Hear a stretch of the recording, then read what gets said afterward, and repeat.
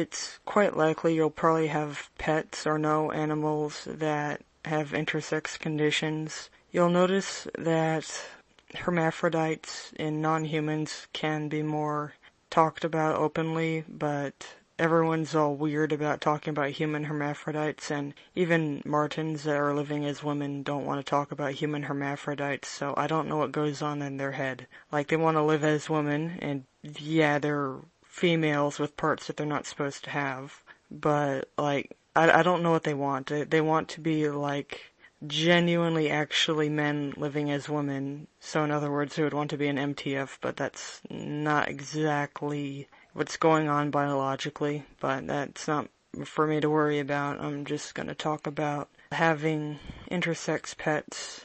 It happens a lot in rats, cats, ferrets, and bovines, and famously and notably goats have a very high intersex rate. I'm not sure about sheep or other bovids. The term free marten originally primarily applied to, well, dick-girl cattle, but any kind of animal, I suppose, could be that kind of a hermaphrodite, female with parts she's not supposed to have, or malformed genitals. And something people don't understand is, the thing about hermaphrodites is the correct parts are inside but underdeveloped, and the wrong parts are outside but deformed, but that deformation is considered normal because of obvious reasons. Anyway, even animals will use the genitals determine sex logic. So, in animals where if you introduce a new member to the group, they're gonna have dominance aggression. Like if they're of a species where the leading male is the strongest and the best at fighting, but at the same time the alpha female is the oldest. And so the males will fight over who's the strongest, and the females fight over who's the oldest, and the older female goes around biting all the younger females.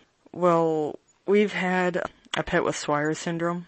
It was quite confusing because, well, she just looked like a male with a horrible flower part that stuck out. It was numb, it smelled bad, and things would get stuck in there, and he didn't notice, but we thought it was a she. But normal females don't get anything stuck in there, but this one did, because he couldn't feel anything down there, and he wasn't cleaning himself down there properly.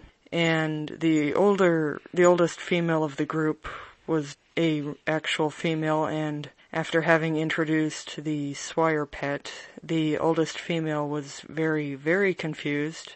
She kept sniffing the obscene part of the Swyer animal and just didn't seem to understand what was going on. Because back then I didn't understand hermaphrodites very well, but looking back, that's how I realized that these people really are born the way they are. No one's doing that kind of surgery on small animals. They're being born that way.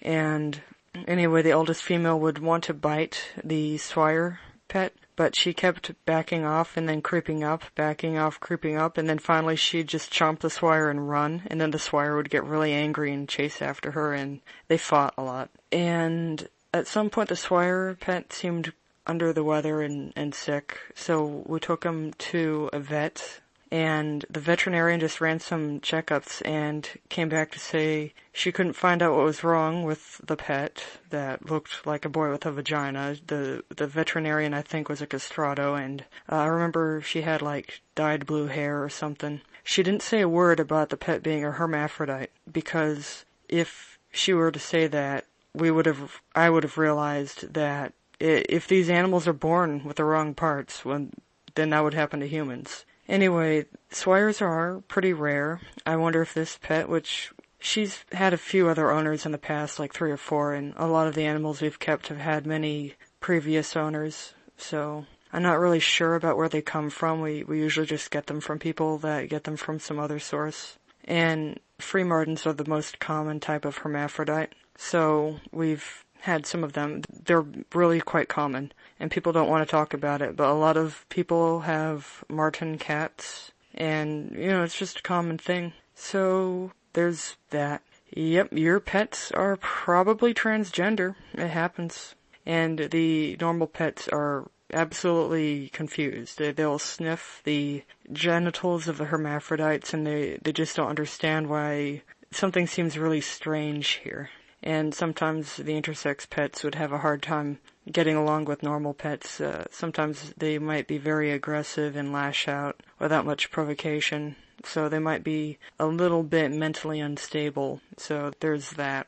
And of course, hermaphrodites don't have to be fixed. So I'm sure that some owners are experimenting with hormone drugs on pregnant animals and just kind of seeing what happens. Oh, and another thing was, I think we had an FTM pet that she passed better. It was a very unusual looking quote-unquote male. At some point his tail went bald, so I think I know about like cats that their tails will go bald, and so I'm thinking that female non-humans, if they have too much testosterone, they lose their tail hair, and that's probably an analogy for human females losing their head hair when they go on testosterone. So there's that.